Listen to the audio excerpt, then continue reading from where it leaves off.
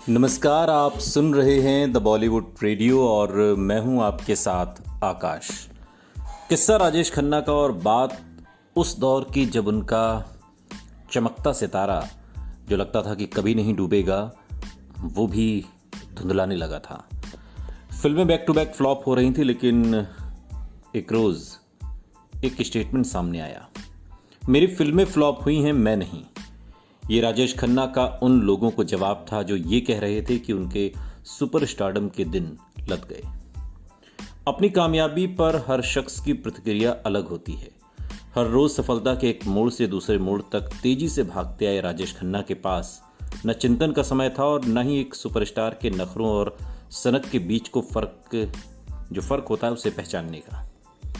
वो ये भी नहीं समझ पाए कि फिल्मों की ज्यादती से वो ओवर एक्सपोजर का शिकार हो रहे हैं। जाम जैसे पूरा भर चुका था और छलकने को तैयार था।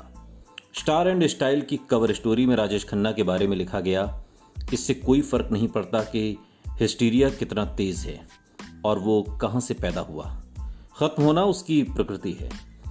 रमेश तलवार ने एक बार बताया कि राजेश खन्ना ऐसी रिपोर्ट से बेहद नाराज होते थे और बार बार कहते थे कि वो फ्लॉप नहीं हुए हैं। अफसोस कि हर कोई एक महान पतन को देखना चाहता था। उनकी कई फिल्मों के नाकाम होने के बाद मीडिया का पल्ला भारी था। इस झटके ने उन्हें हिलाकर रख दिया। हालांकि उनकी मार्केट वैल्यू पर इन फ्लॉप फिल्मों का कोई खास असर नहीं पड़ा।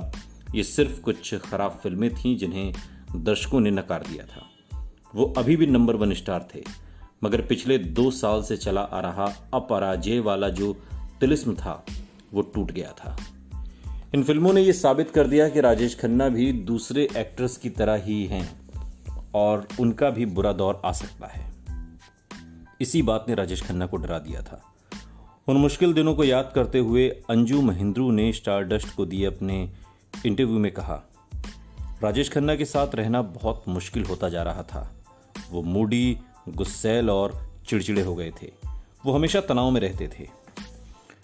अचानक मिली असफलता और अचानक मिली सफलता दोनों को ही वो पूरी तरह समझ नहीं पाए और फिर फ्लॉप फिल्मों की बाढ़ ने उन्हें झटका दे दिया। कामयाबी ने उन्हें एक सिंहासन पर बैठा दिया था और नाकाम फिल्में जैसे उन्हें सिंहासन से गिराने की साजिश कर रही थीं।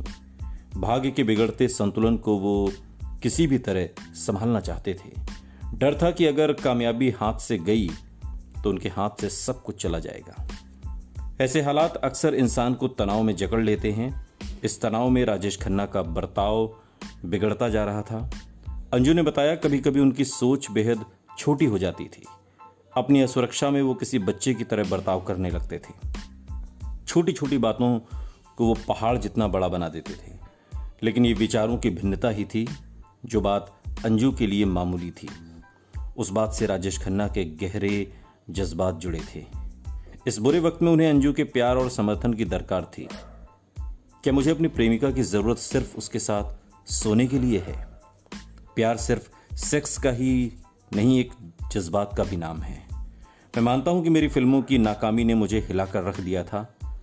मैं चाहता था कि अंजू ऐसे वक्त में मेरा साथ दें। जब मुझे अंजू की सबसे ज्यादा जरूरत थी, उस वक्त भी कभी मेरे आसपास वो नहीं थी। राजेश खन्ना ने बाद के दिनों में ये बात स्टारडस्ट पत्रिका की उमा राव को इस घटना के 1 साल के बाद इंटरव्यू में ये बात कही थी। हालांकि अंजू महिंद्रू उन्हें समझाती थी कि एक एक्टर की जिंदगी में ऐसे उतार चढ़ाव तो आते ही हैं, लेकिन राजेश खन्ना लगातार तनाव में रहते थे और अपने रिश्तों को लेकर भी वो ओवर सेंसिटिव थे। वो चाहते थे कि अंजू अपना हर काम जो कर रही हैं उसे छोड़कर हर वक्त उनके साथ रहें।